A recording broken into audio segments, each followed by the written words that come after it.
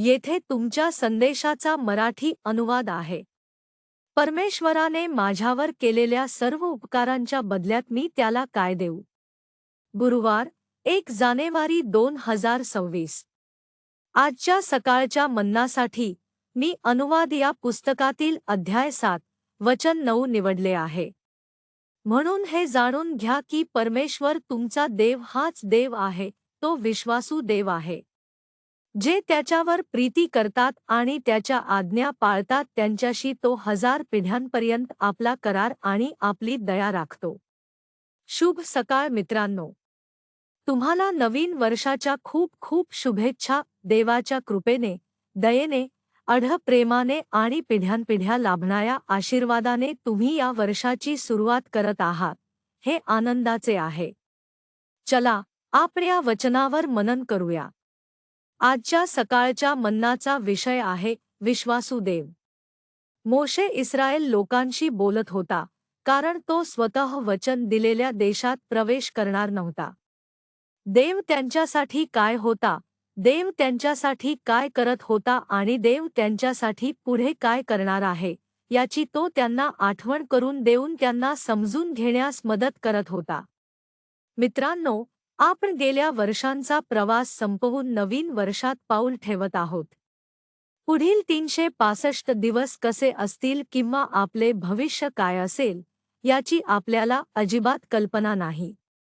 पण मोशे जे म्हणतो ते खूप अद्भुत आहे. तो म्हणतो, म्हणून हे जाणून घ्या की परमेश्वर तुमचा देव हाच देव आहे. याचा अर्थ असा की देव सर्वस्व आहे. तो सर्वशक्तिमान आणि सर्वज्ञानी देव आहे. जो शून्यातून सर्व काही निर्माण करू शकतो, तोच देव आहे. हेच अंतिम सत्य आहे.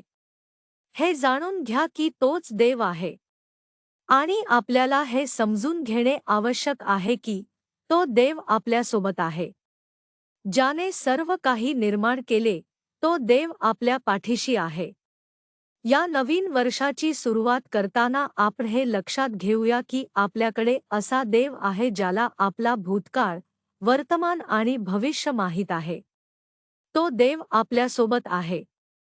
त्यानंतर तो विश्वासू देवाबद्दल बोलतो. असा देव ज्याने वचन दिले आहे आणि जो आपले वचन पाळतो. मोशे त्या लोकांशी बोलत होता जे अद्याप वचन दिलेल्या देशात प्रवेश करायचे होते. देवाने शेकडो वर्षांपूर्वी अब्राहमाला हे वचन दिले होते की तो त्यांना हा देश देईल. आता ते वचन पूर्ण होत असल्याचे ते पाहत होते. होय, त्यांच्यासाठी कनान देशात प्रवेश करणे अशक्य होते. परंतु देव त्यांना त्या देशात घेऊन जात आहे कारण ते त्याचे वचन आहे आणि तो वचन पाळणारा विश्वासू देव आहे. आपण हे लक्षात ठेवूया की देवाने आपल्यासाठी देखील अनेक वचने दिली आहेत की तो आपल्यासोबत असेल. तो आपल्याला मार्गदर्शन करेल. तो आपल्याला आशीर्वाद देईल.